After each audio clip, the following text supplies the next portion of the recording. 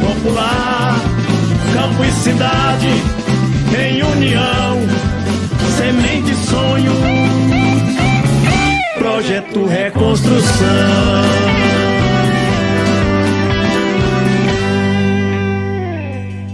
Olá, saúde e paz. Eu sou Alessandra Miranda, secretária executiva da 6ª Semana Social Brasileira, Mutirão pela Vida, por Terra, Teto e Trabalho. E nós nos encontramos novamente neste programa de webséries O Brasil que Queremos, o Bem Viver dos Povos. E é com muita alegria e também com muita expectativa que nós hoje iremos, neste dia, refletir sobre o bem viver dos povos. Então, nós já olhamos um pouco para o Brasil que temos, para o Brasil que queremos, e chegamos então no bem viver dos povos. E temos a alegria, sobretudo a honra de ter conosco a Márcia Cambeba, que ela é do povo Cocama e também Vitoto, ela que é doutoranda em estudos linguísticos, poeta, escritora, ativista indígena e ambiental. Seja muito bem-vinda, Márcia, e é uma alegria muito grande ter você fazendo parte desse projeto popular, o Brasil que Queremos, o Bem Viver dos Povos.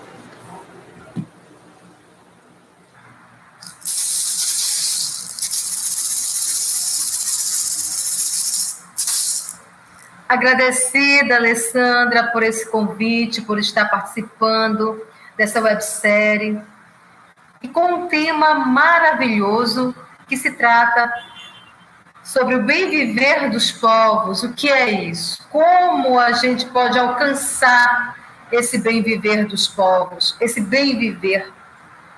E como esse bem viver pode se tornar algo presente nas nossas ações, no nosso dia a dia, em nossa vida, e assim, quem sabe, dependendo da minha forma, de como eu compreendo o mundo ao meu redor, isso se torna um legado para que eu consiga deixar algo relacionado ao bem viver, as práticas do bem viver para as futuras gerações. Quem sabe? É uma alegria estar com vocês. É uma alegria e um desafio que não podemos nos furtar, né, Márcia? Márcia, eu gostaria de perguntar para você agora, nós gostaríamos de te ouvir um pouco sobre, a partir do povo Cambeba, o que é o bem viver? O bem viver, Alessandra, ele está presente em cada gesto, em cada ação, dentro do território. O bem viver, ele se dá em todas as formas de territorialidade. Por exemplo, nós temos um pensamento de que nada é meu, tudo é nosso. Tudo na aldeia partilhado é coletivo.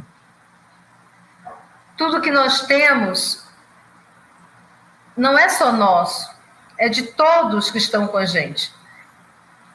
Por exemplo, quando a gente vai pescar, quando a gente vai caçar,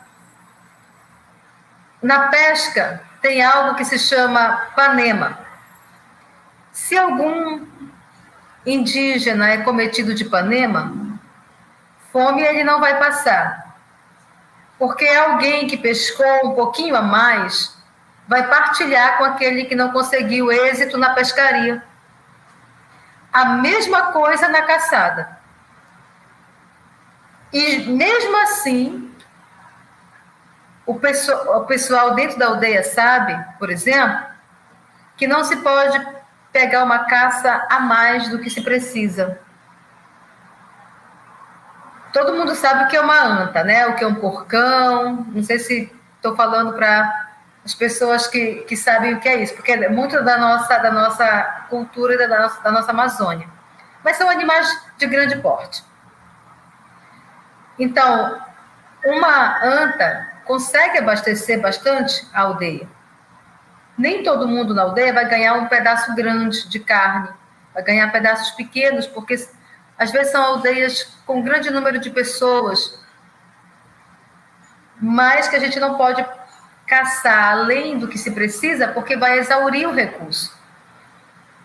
E essa noção de coletividade, mas também essa noção de cuidado com a natureza, de saber equilibrar para não exaurir, isso é bem viver. A forma como nós olhamos as lutas, a luta, o que é bom para mim tem que ser bom para o outro, a luta tem que ser coletiva. As conquistas, elas têm que ser coletivas. Por exemplo, quando a gente produz uma literatura, ela não é somente minha, nasceu do meu pensamento, nasceu de um momento meu reflexivo, de um olhar relacionado ao ambiente em que vivo, à natureza, mas quando ela toma forma de papel, ela deixa de ser minha e passa a ser nossa. Porque ela vai contribuir com reflexões de outras pessoas. Reflexões importantes para que essas pessoas trabalhem o seu ser pessoa. O rio, por exemplo. O rio, ele é um avô, um bisavô. Ele é olhado como algo e alguém que é detentor de uma espiritualidade, de um espírito. Ele é vivo. Então, o rio, ele é um sujeito de direito porque ele é vivo, ele tem vida. A terra, ela tem vida. A natureza, ela tem vida. Portanto, nós temos nessas formas naturais de compreender o mundo, nós temos respeito. E quando se tem respeito, a gente deixa de ser somente um observador, só de contemplação, de olhar distante, e passa a ser um. Cria uma relação de dependência, uma relação de cooperatividade, uma relação intrínseca com a natureza. E quando eu consigo criar uma relação intrínseca com a natureza, eu consigo me ver natureza. Eu consigo sentir a dor de uma árvore caindo, por exemplo, de um cedro, de um mogno, de um angelim pedra. Eu consigo sentir a dor de um peixe-boi sendo capturado de maneira predatória, de uma arara azul, de uma arara vermelha. Vocês estão vendo eu usar um cocá de penas de arara vermelha? Essas penas, elas são coletadas, as aves trocam de pena. E essas penas são coletadas durante anos, armazenadas de maneira que não venha a ser comida por traças, para que esses cocais sejam confeccionados. Ou a gente vai fazer de miçanga ou de uma outra semente, porque está exaurindo o recurso. Então, o bem viver é eu ter consciência de que eu sou sujeito natural. Eu também sou natureza. Diferente porque tenho consciência. E aí, tendo consciência, eu tenho que ter mais responsabilidade sobre essa natureza natural. Então, é eu ter consciência de que o lixo que eu produzo está impactando o ambiente, está prejudicando a natureza como um todo, está prejudicando o rio, poluindo o rio, eu estou contribuindo com o chorume que vai poluir o lençol freático, porque o lixo que eu gero cria o chorume, gera o chorume e filtra no lençol freático e volta para a minha torneira e eu bebo a poluição que eu produzo. Então, para mim, né, bem viver é essa tomada de consciência de maneira forte e presente de que eu preciso fazer algo para mudar a realidade e tem que ser boa para para todo mundo, não só para mim. Não é só consumismo.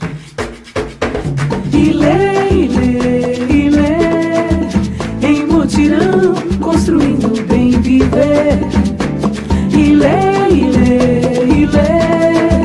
Em mutirão, construindo o bem viver. Márcia, te escutando, a gente me veio aqui na mente, né, na memória, a partir da experiência cristã, o papel de Francisco de Assis nesse diálogo do bem viver, né, que enxergava e cuidava e se relacionava com o meio ambiente, né, com a natureza, de maneira orgânica, fazendo como se fosse parte, né?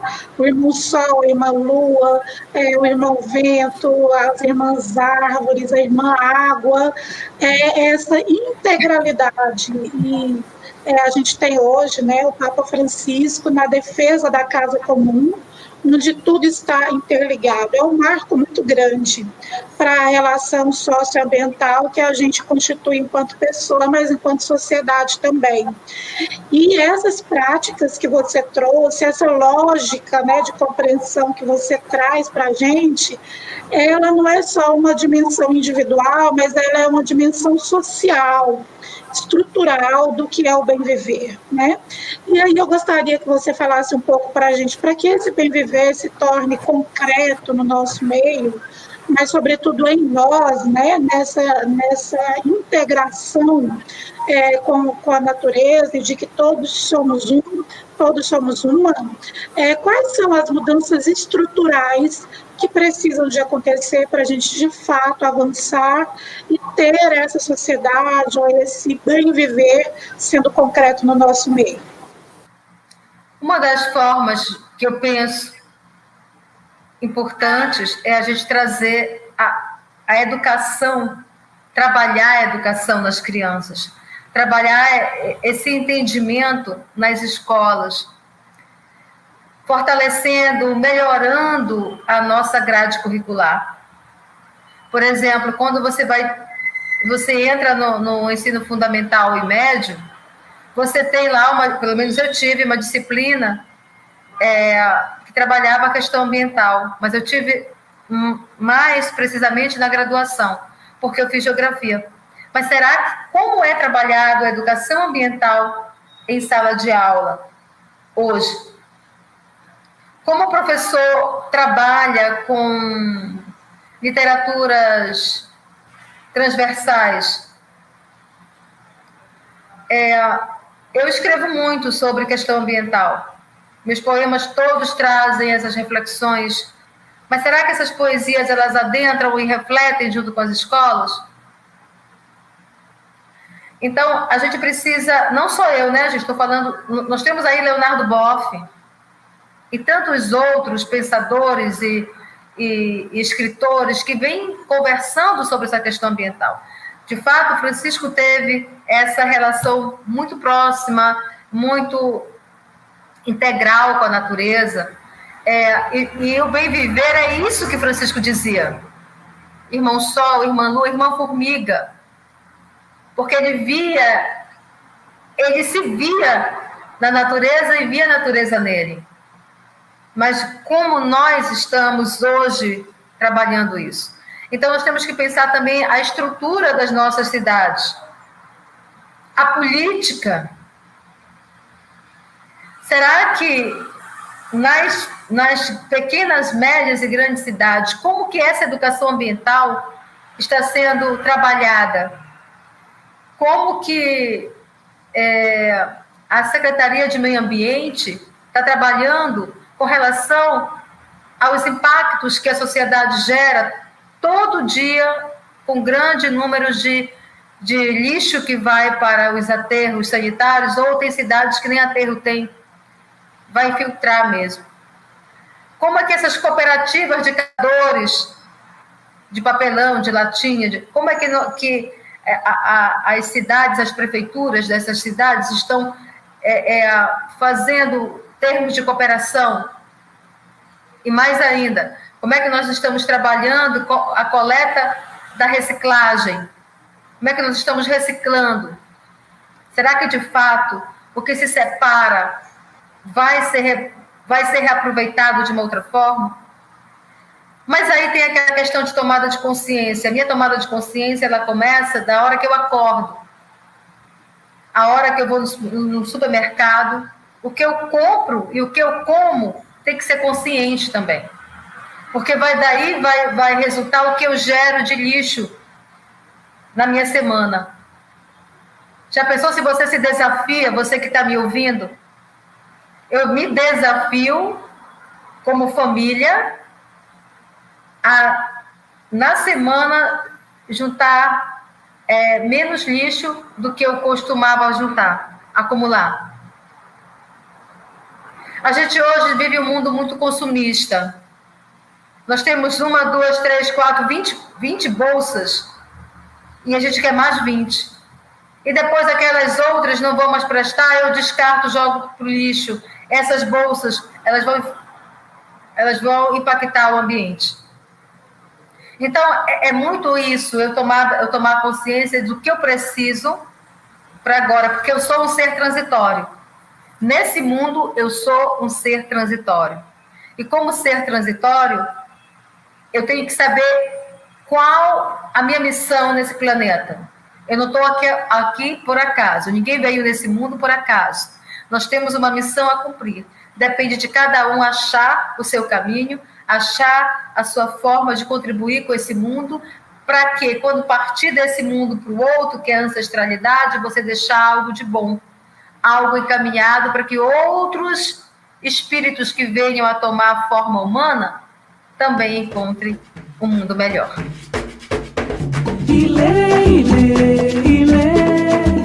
Em mutirão, construindo bem viver. Em mutirão, construindo bem viver. A gente fica, de fato, assim, imaginando várias possibilidades de aprofundar ainda mais o diálogo, né? Mas no tempo que a gente tem, isso não será possível. Mas eu queria trazer um elemento que você trouxe lá na primeira fala sua, que é da natureza como sujeito de direito. E isso faz toda a diferença, né? Porque muitas vezes, quando a gente defende a natureza, nós, os seres humanos, muitas vezes a gente está pensando na defesa da natureza, mas para a preservação dos humanos, para a sustentabilidade nossa, e não para a sustentabilidade do planeta como todo, incluindo a natureza que tem os seus direitos, né? Então, não é o ambiente ou o meio ambiente disponível para que a gente sobreviva, mas para que todos e todas sobrevivam, inclusive a natureza, né? E todos os bens que temos aí da natureza. Você tem falado, Márcia, desde o início, de uma maneira também concreta, como é que o povo cambeba vive, acredita, estimula, né? Faz essa experiência do bem viver. Mas a gente gostaria que você falasse um pouco mais. Como é que, a partir do seu povo, que lições ou que experiências vocês podem deixar para a gente sobre o bem viver? É a partilha, é a cooperatividade, é a solidariedade, é o olhar para o outro sentindo a dor dele, porque é isso que a gente faz. O que o outro sente, a gente sente também, por isso a palavra parente. Parente é aquele que sente a dor do outro. Parente é aquele que sabe e entende o outro e respeita esse outro na sua maneira de ser, de pensar, de agir. Parente é aquele que sabe resolver os conflitos de forma dialógica, dialogando, conversando, chegando ao entendimento sem precisar que a gente vá...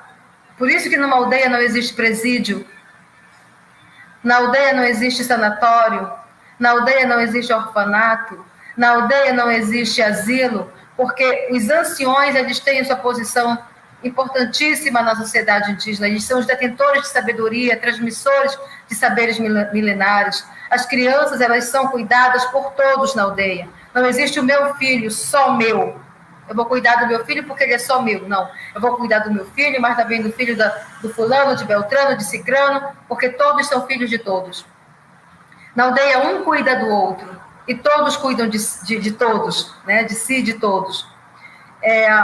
Então, essa é a relação da reciprocidade, a relação do entendimento, a relação de ser parente, a relação de compreender que natureza e homem é uma coisa só, não é separado. O entendimento de que o rio ele tem uma pedagogia, ele é um bisavô, um avô, e ele nos ensina a cada dia, aprender a ouvir, a silenciar, fazer do silêncio também esse momento de escuta, essa escuta orante e profunda da natureza. Márcia, e quando você traz para a gente toda essa prática, a gente percebe que a gente precisa de evoluir muito, de avançar muito, de aprender muito com a experiência que você e os povos originários, os povos tradicionais trazem para a gente. Você é uma mulher escritora, poetisa, tem os talentos que para a sociedade do bem viver é fundamental. Então, assim, que palavra, que poesia, que música, que beleza que você poderia deixar para a gente nessa dinâmica do que a gente tem conversado sobre o bem viver, para a gente já ir encerrando, então, esse nosso bate-papo sobre o que é o bem viver. Eu vou encerrar com uma poesia do meu livro O Lugar do Saber Ancestral, que diz assim: meu velho rio, já que nós estamos falando dele, né? E já que o Cambeba nasce de uma gota d'água. Saudade do velho amigo dos dias que passei lá. Saudade de ouvir seu grito chamando para conversar. Nas pedras me manda sinais, eu os compreendo bem. O banzeiro desvenda a memória de quem tanta história tem. Sentada às vezes sozinha a imaginar o céu de imensidão e o rio velho a passar. É que as pedras falam do futuro do velho irmão. Conselhos desse sábio banzeirando meu coração. E o rio nos dá exemplos de solidariedade e amor. Do menor ao maior, vem todos grande valor. Até para fugir do estouro do boto, os peixes precisam se unir. Cardumes por um ligeiro, a vida vai prosseguir. Prossegue a nossa história. Nosso ser precisa entender que o rio nos ensina saberes que teimamos em desconhecer. É no silêncio que o velho amigo faz-se em encanto conhecer. Kauá, mirinda, mata isso, kauá, iuí. Kauá, mirinda, kauá, mirinda, kauá, mirinda.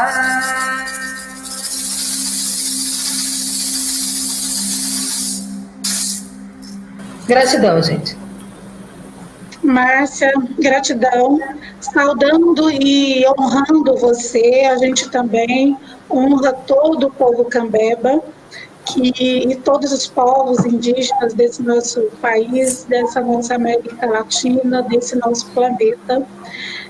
O bem viver é isso, é essa experiência concreta que aprendemos todos os dias com vocês e com quem defende a vida dos povos para o bem viver, os direitos da natureza, para que sigamos concretamente sendo coerentes com a nossa missão nesse planeta. A gente agradece muito, nós gostaríamos também de convidar a todos e todas para continuarmos acompanhando nesse caminho das webséries. O próximo capítulo desse momento de aprendizado é o Projeto Popular. Então, a gente tem dito Projeto Popular, o Brasil que queremos, o bem viver dos povos. Mas o que é mesmo Projeto Popular? porque a gente escolheu o projeto popular como método para seguir adiante nessa construção dessa incidência que nós queremos construir. E a Olívia Carolino, que é coordenadora do Projeto Brasil Popular, estará conosco, contribuindo também nessa reflexão. Então, uma saudação de saúde e paz a todos e todas. Sigamos adiante para e com o bem viver dos povos. Um grande abraço e muito obrigada, Márcia.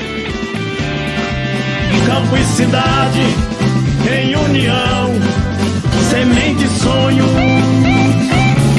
projeto reconstrução.